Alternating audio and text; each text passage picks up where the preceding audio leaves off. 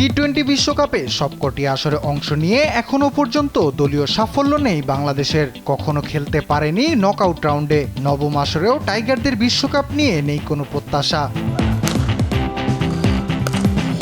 বিশ্বকাপের আগ মুহূর্তে যুক্তরাষ্ট্রের কাছে সিরিজ হারে বাংলাদেশকে নিয়ে আরও বেড়েছে হতাশা।